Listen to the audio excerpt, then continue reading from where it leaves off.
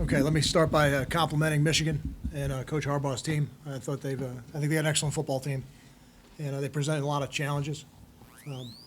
In terms of our team, I think right now we've got a group in our locker room that's frustrated as a program. We've gone through a 3-game stretch now, playing 3 of the top teams in the country, 3 of the top 5 defenses in the country, and for us as a program, I think it's a great vision of where we want to go. And I think this Michigan football team this year is a great example of how quick you can get there. So we've been tested by the best over the last 3 weeks. Everybody in that locker room wants to do better, and they're competing to do better. So I don't feel that there's discouragement in that locker room. That's probably the thing that has kept us going right now is we've got young players in that locker room who are really competing to the end. But right now probably need another birthday. Questions?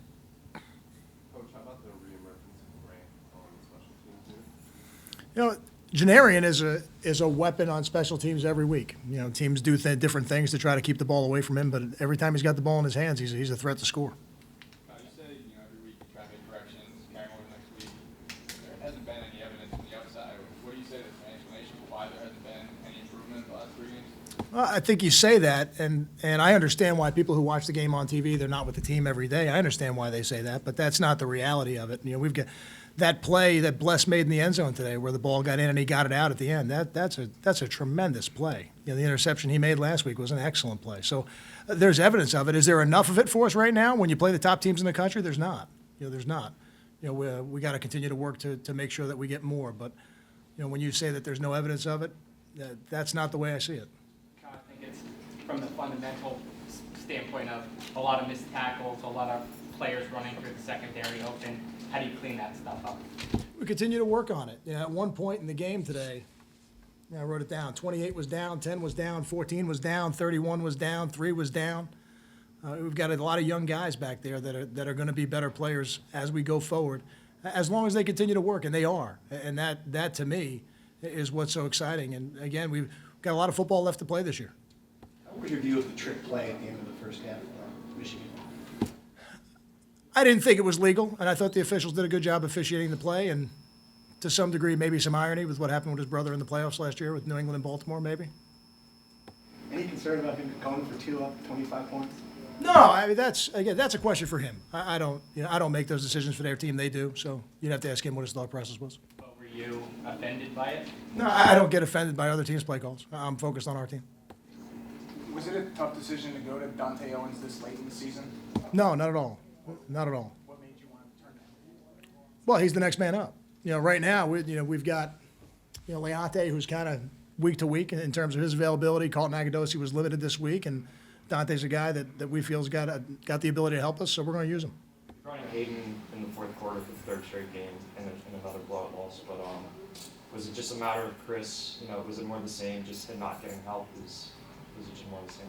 Offensive football is an 11-man game. There's no question. But I think, I left Chris in a little bit longer tonight because I think there was a lot to be gained by playing against this defense. You can't simulate what they do on defense in practice. So when you play it in a game and you have the chance to gain the experience of playing against it, that's going to make both those quarterbacks better as we go forward. From building off that question, the offensive line, it seemed like Laviano was under a lot of pressure the whole game, same as the last game.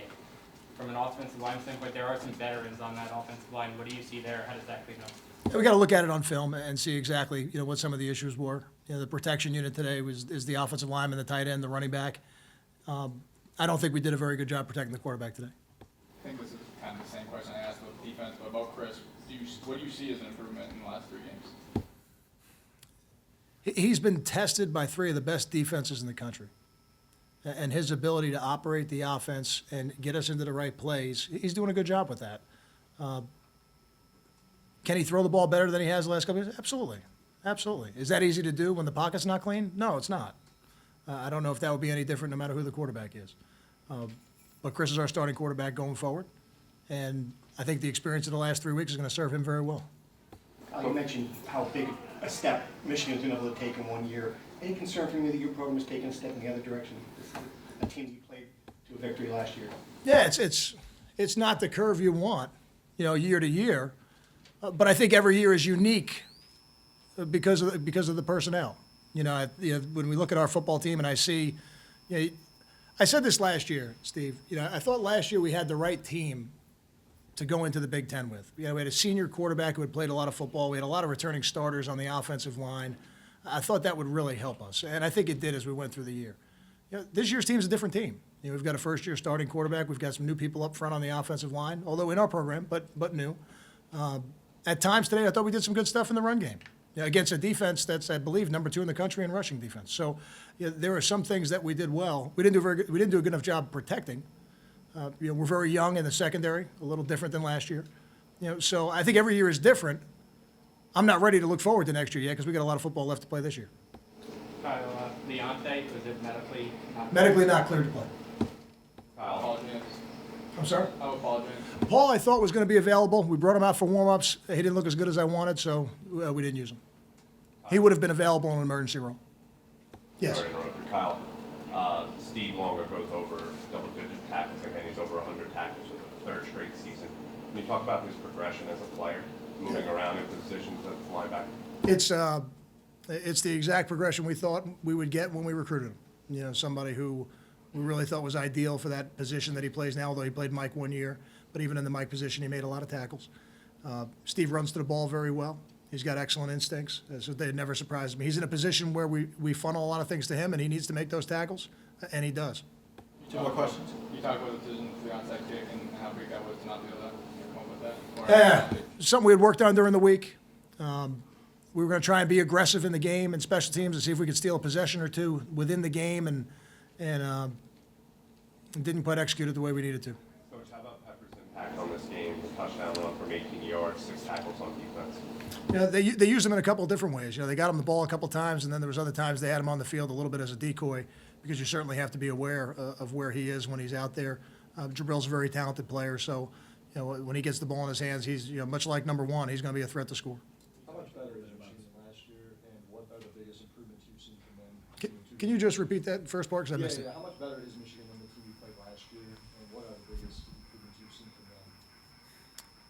Similar to last year, they're very good on defense. I think that got lost a little bit last year in the record is how good they were on defense last year.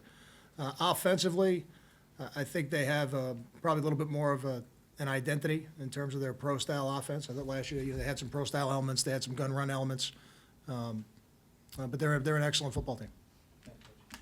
Thank you.